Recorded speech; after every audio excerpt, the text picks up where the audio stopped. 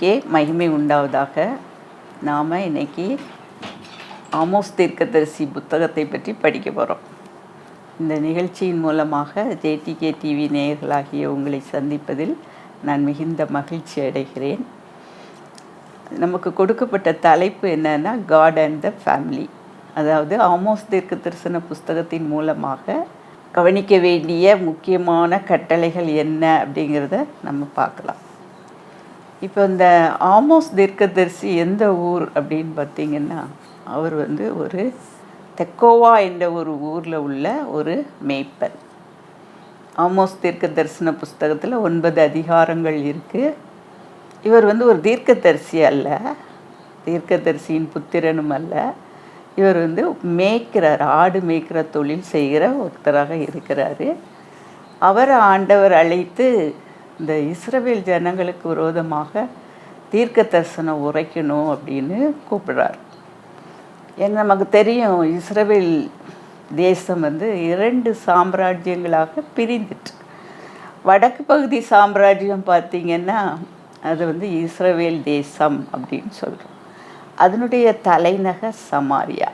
தெற்கு பகுதியை யூதாயா தேசம் அப்படின்னு சொல்கிறோம். அதனுடைய தலைநகர் எருசலேம். இப்போ இந்த ஆமோஸ் தீர்க்கதரிசி இஸ்ரவேல் மக்களுக்கு விரோதமாக, ஏன்னா அவங்க நிறைய பாவம் செய்கிறாங்க, நீ போய் அவங்களுக்கு விரோதமாக தீர்க்க தரிசனம் உரைக்கணும்னு ஆண்டவர் கூப்பிடுறார். இந்த இஸ்ரவேல் தேசத்தை ஆட்சி செய்கிற அரசன் பேர் என்னன்னா யெரொபெயாம். அதே மாதிரி யூதேயா தேசத்தை உசியாவின் ராஜா ஆண்டு கொண்டுட்ருக்கார். இந்த காலத்தில் தான் ஆமோஸ் தீர்க்கதரிசி அழைக்கப்படுகிறார். இப்போ இந்த ஆமோஸ் தீர்க்கதரிசி இவர் இஸ்ரவேல் ஜனங்கள்கிட்ட போய் தீர்க்க தரிசனம் உரைக்க போகிறாரு. அதில் நம்ம இந்த 9 அதிகாரத்தில் முதல் அதிகாரத்தை 2ஆம் அதிகாரத்தை பார்த்தோம் அப்படின்னா, ஆண்டவர் இஸ்ரவேல் ஜனங்களை கொடுமைப்படுத்துகிற ராஜ்யங்களுக்கு விரோதமாக என்னென்ன தண்டனை கொடுக்க போகிறேன் அப்படின்னு சொல்கிறார். அதேமாதிரி இப்போ பார்த்திங்கன்னா, அதில் என்ன பொதுவாக இஸ்ரவேல் ஜனங்கள் ஆண்டவரை விட்டு பாவம் செய்யும்போது ஆண்டவர் என்ன செய்கிறாரு, அவங்கள எதிரிகளின் கையில் ஒப்பு கொடுக்கார். அப்போ அவங்க அவங்கள கொடுமையாக தண்டிக்கிறார். அப்போ ஆண்டவர் மனஸ்தாபப்பட்டு அவங்கள தண்டிக்கிறவங்களை நான் எப்படிலாம் தண்டிப்பேன் அப்படிங்கிறத நீ போய் சொல்லு அப்படின்னு சொல்கிறார். இப்போ இந்த இஸ்ரவேலுக்கு விரோதமாக 8 ராஜ்யங்கள், அதாவது மொத்தமாக தமஸ்கு, பெலிஸ்தியா, தீரு, ஏதோம், அம்மோன், மோவாப், யூதா, இஸ்ரவேல், இவங்க எல்லாருடைய பாவமும் அதில் சொல்லப்பட்டிருக்கிறது. அதிகாரம் 1-2 இந்த 8 பேருடைய பாவங்களை பற்றி சொல்லியிருக்கிறது. இந்த பாவங்கள் 8 பேருக்கும் பொதுவாக சொல்லுவார், இவங்க பாவங்களெல்லாம் நான் மன்னிக்க மாட்டேன், இவங்களுடைய அரண்மனைகளை தீக்கொளுத்துவேன், மக்கள் எல்லாம் சிறைப்பட்டு போவார்கள் அப்படின்னு சொல்லுவார். ஏன்னு நம்ம ஒவ்வொன்றா பார்க்கும்போது, தமஸ்குவை எடுத்துக்கிட்டோம் அப்படின்னா, அவங்க இஸ்ரவேல் ஜனங்களுக்கு விரோதமாக யுத்தம் பண்ணி அவங்கள சிறைப்பிடித்து கொண்டு போகிறார்கள். அதே மாதிரி காசா அப்படின்னு சொல்லுவாங்க. காசா பெலிஸ்தியாவினுடைய தலைநகர். இங்கே இவங்களும் என்ன செய்கிறாங்க, இஸ்ரவேல் ஜனங்களுக்கு விரோதமாக போரிட்டு அவங்கள ஏதோமியரிடத்தில் போய் விற்று போடுகிறார்கள். 3வது தீரு. தீருனுடைய பாதகம் என்ன அப்படின்னு பார்த்திங்கன்னா, தீரு ஏற்கனவே சாலமோன் காலத்தில் இஸ்ரவேல் ஜனங்களோட உடன்படிக்கை பண்ணியிருக்கிறார். அதனால் அவங்க சகோதரராக பழகினவங்க.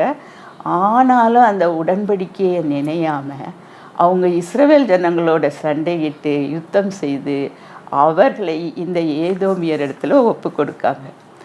அது ஏதோமியர்கள் என்ன பாவம் செய்கிறாங்க அப்படின்னா, அவங்களும் இந்த இஸ்ரவேல் ஜனங்களை பட்டயத்தோடே தொடர்ந்து அவங்கள பீறிட்டு தங்களுடைய பழைய பகையெல்லாம் தீர்த்து கொள்கிறார்கள். அடுத்தது அம்மோன் புத்திரரை பற்றி சொல்கிறார். இந்த அம்மோன் புத்திரர் யார்? நம்ம ஆபிரகாம் லோத்தில் லோத்தினுடைய 2வது மகள் வழி பையன்தான் அந்த அம்மோன் புத்திர வம்சம்னு சொல்கிறோம். இவங்களுக்கு என்ன ஆசை அப்படின்னா, அவங்க எல்லைகளெல்லாம் விரிவாக்கணும் அப்படின்னு சொல்லிட்டு கீலேயாத்துனா அது இஸ்ரவேலில் இருக்கிற ஒரு பட்டணம். அங்கே இருக்கக்கூடிய கர்ப்ப ஸ்திரீகளை எல்லாம் கீறி போடுதாங்க. அடுத்தது மோவாபியரின் பாவங்கள். மோவாபியர் யார் அப்படின்னா லோத்தினுடைய முதல் வழி மகன் ஜாதியார்கள். அவங்க என்ன செய்கிறாங்க அப்படின்னா அவங்களும் இந்த ஏதோம் ராஜாவுடைய எலும்புகளை சண்டை போட்டு அவனுடைய நீராக சுட்டு போட்டானே அப்படின்னா நல்லா அவங்கள அழிச்சு போட்டிருக்காரு அப்படின்னு சொல்கிறாங்க. இது எல்லாமே இஸ்ரவேல் ஜனங்களை எதிர்த்து போராடுகிற மக்கள் செய்த பாவங்கள். ஆனால் ஆண்டவர் அவங்களோட சேர்த்து இந்த யூதாவும் இஸ்ரவேலும் எனக்கு விரோதமாக பாவம் செய்கிறாங்க அப்படின்னு சொல்கிறாங்க. யூதாவின் பாதகம் என்ன அப்படின்னு நம்ம பார்த்தோம்னா அவங்க கர்த்தருடைய வேதத்தை வெறுத்து அவருடைய கற்பனைகளையும் கட்டளைகளையும் கை கொள்ளாமல் போகிறாங்க. அப்போ பொய்கள், தங்கள் பிதாக்கள் எப்படி பொய் பேசினாங்களோ அதே மாதிரி அவங்களும் பொய்களை பின்பற்றுகிறவர்களாக இருக்கிறாங்க. இது ஆண்டவருக்கு ரொம்ப கோபம் வருகிறது. அதனால யூதாவிலே தீ கொளுத்துவேன், அது அவன் அரண்மனைகளை பட்சிக்கும் அப்படின்னு சொல்கிறார். அடுத்து இஸ்ரவேல் ஜனங்கள் என்ன பாவம் செய்கிறாங்க? இருக்கிறதுல மிக அதிகமான பாவங்களை அவங்க செய்கிறாங்க. ஏன்னா நீதிமான்களை பணத்துக்கு வாங்குகிறாங்க, எளியவர்களை துன்புறுத்துகிறாங்க. அடுத்து தரித்திரர் எளியவர்களுடைய தானியத்தை கொள்ளையடித்து அந்த பணத்தினால பெரிய பெரிய வீடுகளை கட்டுகிறார்கள். விபச்சாரம் அதிகமாக காணப்படுகிறது. ஏழைகள்கிட்டருந்து வஸ்திரங்களை பிடித்து மதுபானத்தை குடித்து அந்நிய தேவர்களின் கோயில்களிலே அவர்கள் குடிக்கிறார்கள், மதுபானத்தை குடிக்கிறார்கள். அதனால் நான் அவங்களை நிச்சயமாக தண்டிப்பேன் அப்படின்னு சொல்கிறார். 8 ராஜ்யங்களில் சொல்கிறார்.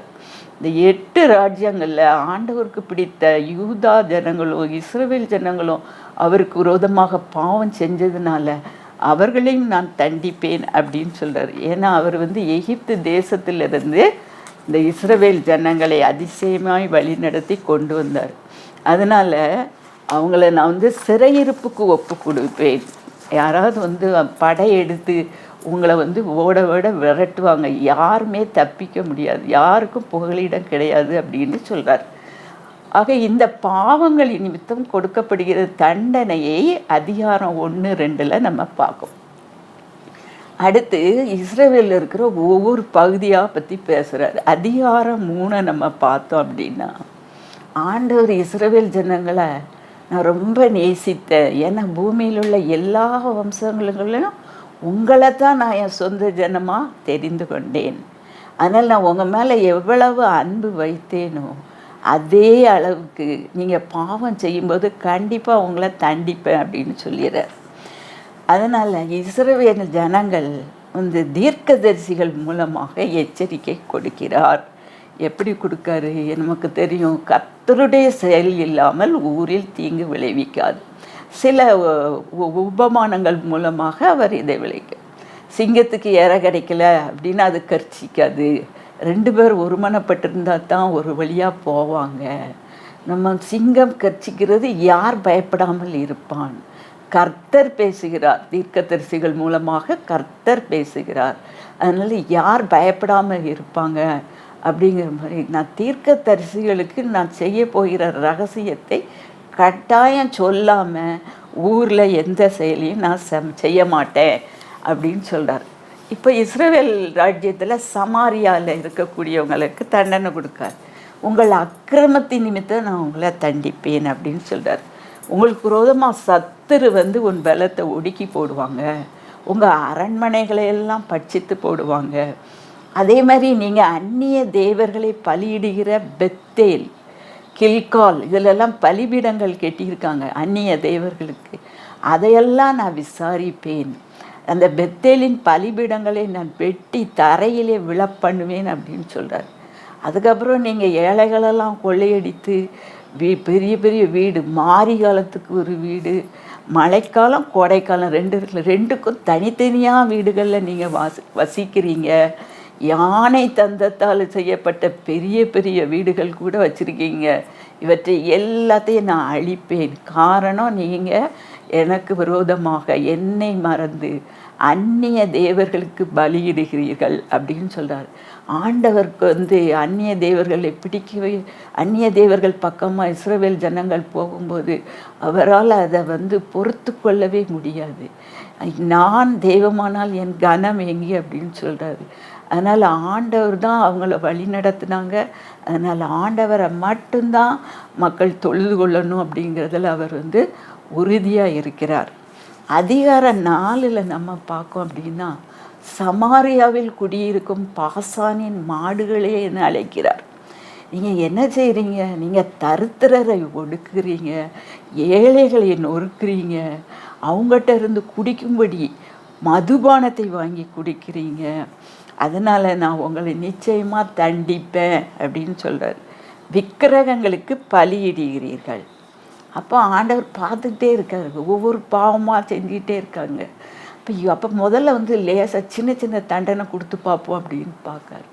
ஃபஸ்ட்டு அப்பக்குறைவை கட்டளை இடுகிறார். அப்பக்குறைவுன்னு என்ன? சாப்பிட்றதுக்கு உணவு இல்லாமல் பஞ்சம் வருது. அடுத்தது மழை பெய்யாமல் இருக்க பண்ணுகிறார். மழை பெய்யலும் தண்ணி கிடைக்காது. தண்ணி இல்லாமல் ஒரு இடத்துலேருந்து அடுத்த இடத்துக்கு எல்லாரும் ஓடி போவீர்கள் அப்படின்னு சொல்கிறாரு. அடுத்தது அவங்க திராட்சை தோட்டங்கள் காய்கறி எல்லாம் வச்சுருக்காங்க. அதிலெல்லாம் அவர் என்ன செய்தார்? கருக்காய், விஷப்பனி இதெல்லாம் அனுப்பி அந்த தானியத்தின் விளைச்சலை கெடுக்கும்படி செய்வேன் அப்படின்னு சொல்கிறார். அடுத்தது பச்சை புழுக்கள் திராட்சை தோட்டங்களெல்லாம் அழித்து போடும். அதே மாதிரி கொள்ளை நோயை அனுப்புவேன் அப்படின்னு சொல்கிறார். கொள்ளை நோய் என்ன செய்யும்? நிறைய பேரை பலியிடும்படியாக, கொள்ளை நோயால் நிறைய பேர் இறந்து போவாங்க. அப்போ அப்படிப்பட்ட கொள்ளை நோய்க்கு அவங்களுக்கு பயம் இல்லை. சோதோமையும் கொமோரோவையும் கவிழ்த்து போட்டது போல நான் உங்களை கவிழ்த்து போடுவேன் அப்படின்னு சொல்கிறாரு. ஆனால் நீங்கள் எப்படி இருப்பீங்க? நீங்கள் இவ்வளவு செஞ்சால் கூட நீங்கள் என்னிடத்தில் திரும்பவில்லை அப்படின்னு சொல்கிறார். ஒன்றா செஞ்சு பார்த்தேன், நீங்கள் மனம் திரும்புவீங்க அப்படின்னு பார்த்தேன். ஆனாலும் நீங்கள் இவ்வளவு தண்டனை கொடுத்தா கூட நீங்கள் என்னிடத்தில் திரும்பவில்லை அப்படின்னு சொல்லி, அப்போ நிறைய பேர் அழிந்து போயிருக்கிறாங்க. மீதியுள்ள இஸ்ரவேலே நீங்களாவது மனம் திரும்புங்கள் அப்படின்னு சொல்கிறார். 5வது அதிகாரத்தில் இஸ்ரவேல் புத்திரர் கொடுக்கக்கூடிய தண்டனையை பற்றி சொல்கிறார். இஸ்ரவேல் என்னும் கன்னிகை விழுந்து போக போகிறா, ஒரு நாள் எழும்ப மாட்டா அப்படின்னு சொல்கிறார். ஏன்னா அக்கினியினால் நான் யோசேப்பின் வீட்டை பட்சிப்பேன் அப்படின்னு சொல்கிறார். கர்த்தர் வல்லமை உடையவர். அவர் அருமீனையும் மிருக சீரிசத்தையும் உண்டாக்கினவர். பகலை இருளாக்குறவர், இருளை பகலாக்குகிறவர். அரணான ஸ்தலத்தின் மேல் பால் கடிப்புகளை கொண்டு வருகிறார். அவருடைய வல்லமையை நீங்கள் புரிஞ்சுக்கிடணும் அப்படின்னு சொல்கிறார். ஆனால் அவங்க என்ன சொல்கிறாங்க? யாராவது இப்படி பாவம் செய்யாத அப்படின்னு கடிந்து கொண்டோங்கன்னா அவங்கள பகைக்கிறாங்க. யதார்த்தமாக உண்மையாக பேசுகிறவங்கள வெறுக்கிறாங்க. தரித்திரனை மிதித்து அவங்க கையில் அநியாயமாய் தானியத்தை வாங்கி பொழிந்த கற்களால் பெரிய பெரிய வீடுகளை கட்டுறாங்க. ஆனாலும் அந்த இடத்துல நீங்கள் அந்த வீட்டில் குடியேற மாட்டீங்க அப்படின்னு சொல்கிறாரு. நல்ல செல்வ செழிப்பாக இருக்கிறதுனால திராட்சை தோட்டங்களை வாங்கி பயிரிடுகிறார்கள். ஆனாலும் அந்த ரசத்தை நீங்கள் குடிக்க போகிறதில்ல அப்படின்னு சொல்கிறார். நீதி இருக்கான்னு பார்த்தா நீதியும் இல்லை. நீதிமானை ஒடுக்கி பரிதானம் வாங்கி ஏழைகளின் நியாயத்தை புரட்டுகிறீர்கள் அப்படின்னு சொல்கிறார். இதெல்லாம் நீங்கள் செய்கிறதுனால நிச்சயமாக நான் உங்களை தண்டிப்பேன் அப்படின்னு சொல்கிறார். இப்போ எல்லா தெரு திராட்சை தோட்டம் எல்லாத்துலேயும் புலம்பல் உண்டாகும் அப்படின்னு சொல்கிறார். ஏன்னா கர்த்தருடைய நாள் வெளிச்சமாக இல்லாமல் இருளும் அந்தகாரமாக இருக்கும் அப்படின்னு சொல்கிறார். இப்போ நிறைய பேர் பலியிடுதாங்க அப்படின்னு சொன்னால் பாட்டு படிப்பாங்க, வீணை ஓசை இருக்கும். இதை எல்லாத்தையும் நாங்கள் வெறுக்கிறேன், இதை எல்லாத்தையும் என்னை விட்டு அகற்றி போடுங்கள், இதெல்லாம் நான் கேட்க மாட்டேன் அப்படின்னு சொல்கிறார். நான் விரும்புகிறது என்ன அப்படின்னா, நீங்கள் தீமையை வெறுத்து நன்மையை விரும்பி ஒளிமுக வாசலில் நியாயத்தை நிலைநிறுத்துங்கள் அப்படின்னு சொல்கிறார். அதாவது நியாயம் செய்யணும், நீதி செய்யணும், நன்மை செய்யணும், தீமை செய்யக்கூடாது அப்படின்னு சொல்கிறார். அடுத்து அதிகாரம் 6ல் சீயோனில் நிர்விசாரமாக இருக்கிறவர்களே, சமாரியாவின் பர்வதத்தை நம்பி இருக்கிறவர்களே அப்படின்னு சொல்கிறார். சமாரியா வந்து நம்மளை மக்கள் வந்து நம்மளை பாதுகாத்துக்கிடுவாங்க அப்படின்னு சீயோனில் இருக்கிறவங்க நினச்சிக்கிட்டு இருக்காங்க. அவங்க என்ன செய்கிறாங்க அப்படின்னா, நமக்கு என்றைக்குமே தீங்கு வராது அப்படின்னு சொல்லிட்டு மிகுந்த மகிழ்ச்சியோடு நல்ல தந்தத்தினால் செய்யப்பட்ட கட்டிலில் படுத்துக்கிட்டு மந்தையில் இருந்த ஆட்டுக்கறி கன்று கறிகளை மாமிசத்தை உண்டு மதுபானத்தை கொண்டு வரும்படி குடித்து இன்பமான பரிமள தைலங்களை பூசிக்கொள்கிறார்கள். அவங்க அவ்வளவு சந்தோஷமாக விருந்து கொண்டாடிட்டு இருக்காங்க. ஆனாலும் நீங்கள் யோசேப்புக்கு ஏற்பட்ட ஆபத்துக்கு கவலைப்படாமல் போகிறீர்கள் அப்படின்னு ஆண்டவர் சொல்லுகிறார். அதனால் அவங்களுக்கு என்ன தண்டனை கொடுக்க போகிறேன்? உங்களுடைய விருந்து கொண்டாட்டலை நான் நிறுத்தி உங்களை சிறையிருப்புக்கு ஒப்பு கொடுப்பேன் அப்படின்னு சொல்கிறார். ஏன்னா நான் யாக்கோபுடைய மேன்மையை வெறுக்கிறேன், அவர்களுடைய அரண்மனைகளை எல்லாம் பாழ்கடிப்பு செய்வேன் அப்படின்னு சொல்கிறார். பெரிய பெரிய வீடுகள் இருக்குது, அதிலெல்லாம் வெடிப்புகளை உண்டாக்குவேன், சிறிய வீடுகளில் வெடிப்புகளை உண்டாக்குவேன், திறப்புகளை உண்டாக்குவேன் அப்படின்னு சொல்கிறார்.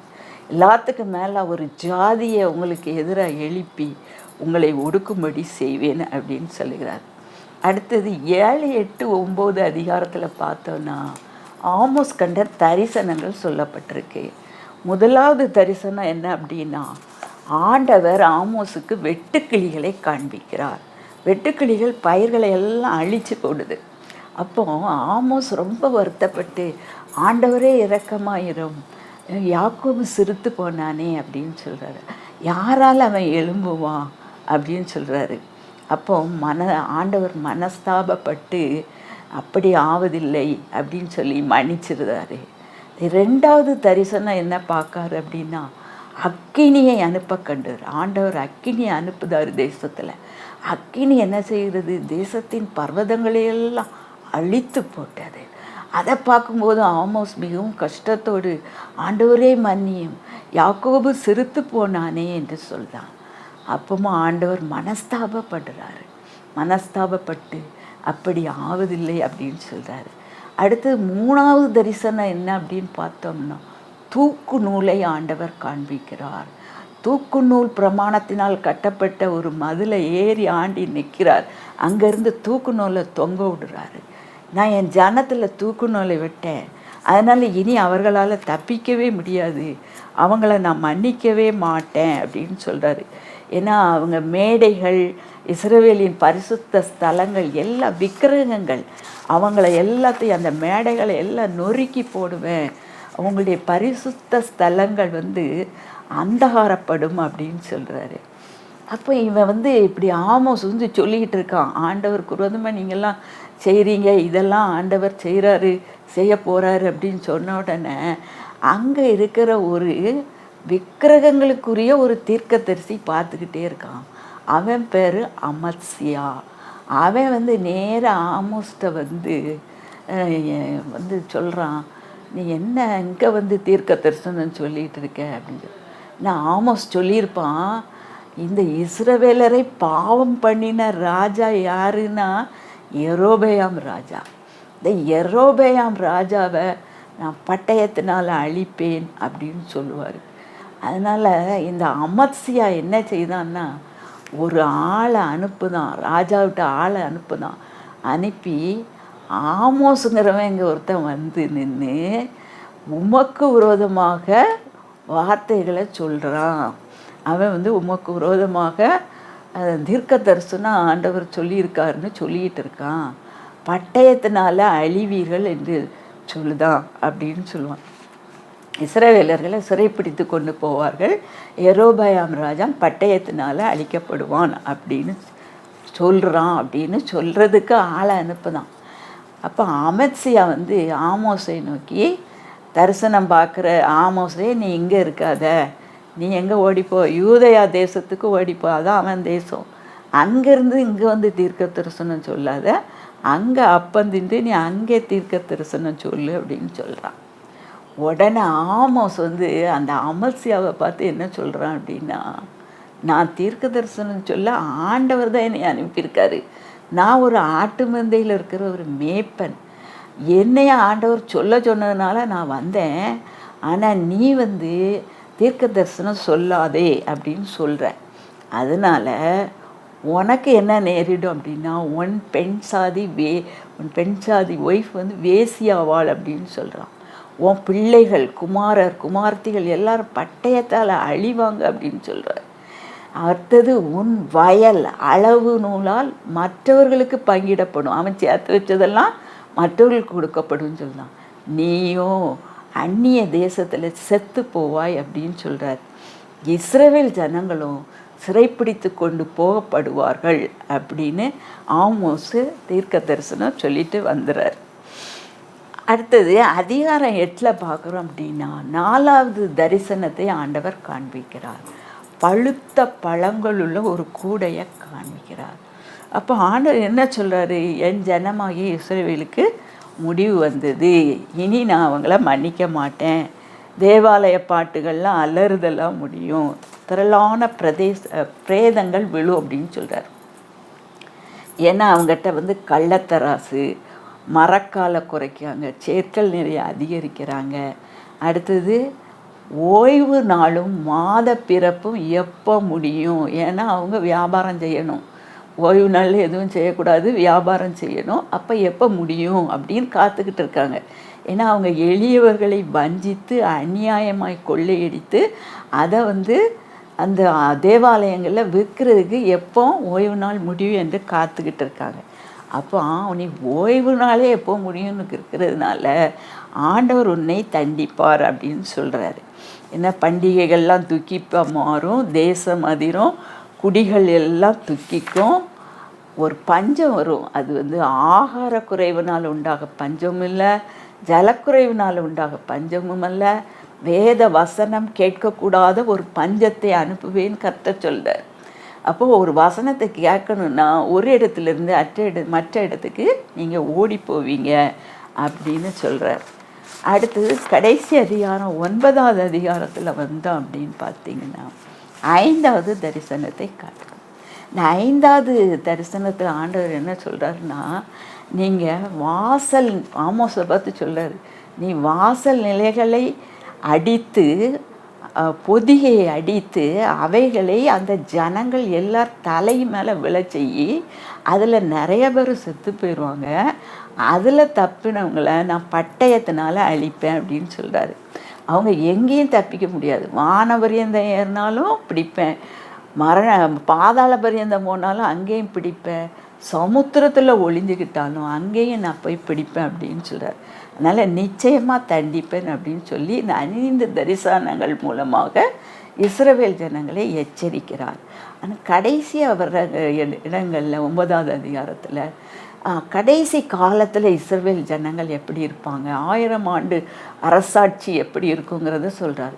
அதாவது நான் வந்து இஸ்ரவேல் ஜனங்கள் பல இடங்களில் சிறைபிடித்து கொண்டு போட்டு சிதறி இருக்கிறாங்க, அவங்கள எல்லாம் ஜல்லடையினால் சேர்த்து அரிக்கிறது போல் நான் அவங்க எல்லாரையும் கூட்டி கொண்டு வந்து சேர்ப்பேன் அப்படின்னு சொல்கிறாங்க. ஆண்டவருக்கு பிரியமான பிள்ளைகள் அவ்வளவரையும் சேர்த்துருவேன், தீங்கு செய்கிறவங்களெல்லாம் நான் பட்டயத்தால் அழித்திருவேன் அப்படின்னு சொல்கிறாங்க. நான் தாவீதின் கூடாரத்தை திரும்ப எடுத்து அதன் திறப்புகளை அடைத்து அதில் பழுதாய் போனதை சீர்படுத்தி பூர்வ நாட்களில் இருந்தது போல அதை ஸ்தாபிப்பேன் அப்படின்னு சொல்கிறார். என் ஜனமாகிய இஸ்ரவேலின் சிறையிருப்பை திருப்புவேன். அவங்க என்ன செய்வாங்க, எல்லாரையும் கூட்டி சேர்த்த பிறகு அவங்க பாழான நகரங்களெல்லாம் கட்டி, வீடுகளை கட்டி, திராட்சை தோட்டங்களை நாட்டி, திராட்சை ரசங்களை குடித்து தோட்டங்களை உண்டாக்கி அவங்க கனிகளெல்லாம் புசிப்பாங்க. கடைசி காலங்களில் அவர்கள் தேசத்தில் நிலை நாட்டுவேன் அப்படின்னு சொல்கிறாரு. ஆனால் இனி அவர்கள் நான் எந்த தண்டனையை கொடுப்பாம அவங்கள நிலை நிறுத்துவேன் அப்படின்னு சொல்கிறார். ஆக இது வந்து கடைசி காலங்களில் எல்லா தண்டனைகளும் முடிஞ்சு 1000 ஆண்டு அரசாட்சியில் ஆண்டவர் ஒருவரே அவர்களுக்கு தலைவராக இருப்பார் அப்படிங்கிறத சொல்லியிருக்கேன். இப்போ இந்த ஆமோஸ் தீர்க்க தரிசன புஸ்தகத்தின் மூலமாக நம்ம குடும்பங்களில் நம்ம என்னெல்லாம் பார்க்கலாம் அப்படின்னு, நம்ம குடும்பங்களில் நம்ம எப்படி இருக்கணும் அப்படின்னு சொல்லி, தேவன் இஸ்ரவேல் ஜனங்களை மிகவும் நேசித்தார், சொந்த ஜனங்களாக தெரிந்து கொண்டார். அதே மாதிரி தான் தேவன் தான் குடும்பத்தை ஏற்படுத்துகிறார். ஆகவே குடும்ப உறுப்பினர்கள் அனைவரையும் ஆண்டவர் மிகவும் நேசிக்கிறார். அவர் சொல்கிறது ஒன்று தான், என்னை தேடுங்கள் அப்பொழுது பிழைப்பீர்கள் அப்படின்னு சொல்கிறார். நீங்கள் ஏன் அந்நிய தெய்வங்களுக்கு பின்னால் ஓடுறீங்க, விக்கிரகங்களுக்கு பின்னால் ஓடுறீங்க?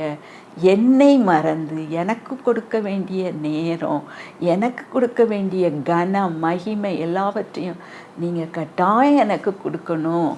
அப்போ தான் நீங்கள் உங்களை ஆசீர்வாதத்தை பெற்றுக்கொள்ள முடியும் அப்படிங்கிறத குடும்பங்களில் இருக்கிற நம்ம எல்லாரும் தெரிந்து கொள்ளணும். ஏன்னா தேவன் தம்முடைய கனத்தை யாருக்கும் அவர் கொடுக்க மாட்டார். நான் தெய்வமானால் என் கனம் எங்கே அப்படின்னு சொல்லியிருக்கார்.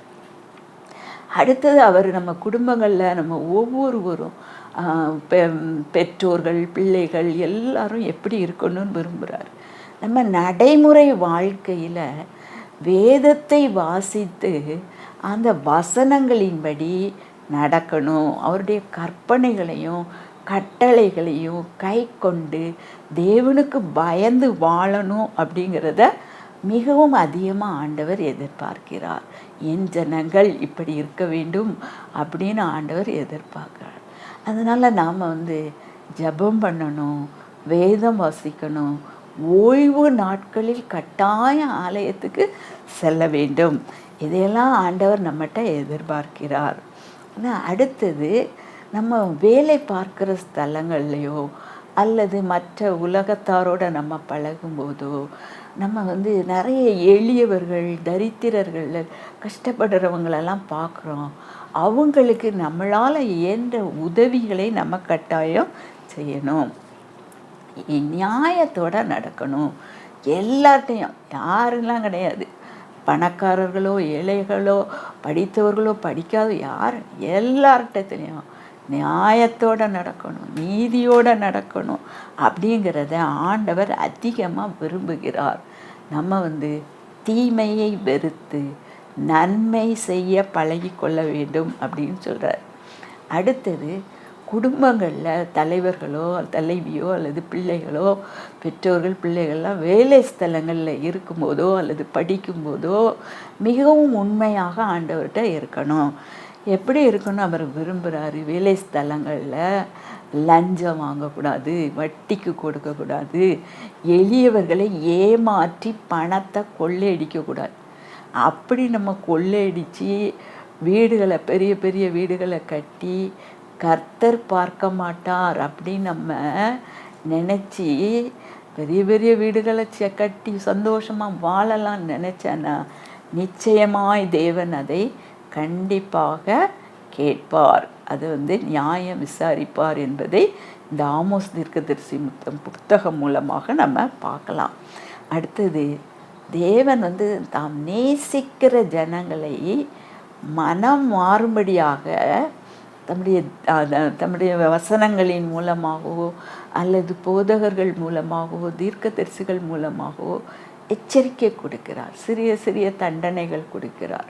அப்போ நம்ம முதல்ல உணர்ந்து, நமக்கு உணர்வு வரும்போதே நம்ம மனம் மாறி பாவங்களை விட்டு மனம் தெரிந்து ஆண்டவரிடம் மன்னிப்பு கேட்டால் அவர் நிச்சயம் நம்ம மன்னிப்பார். நம்மை மிகுந்த அன்பு வச்சிருக்கிறார்.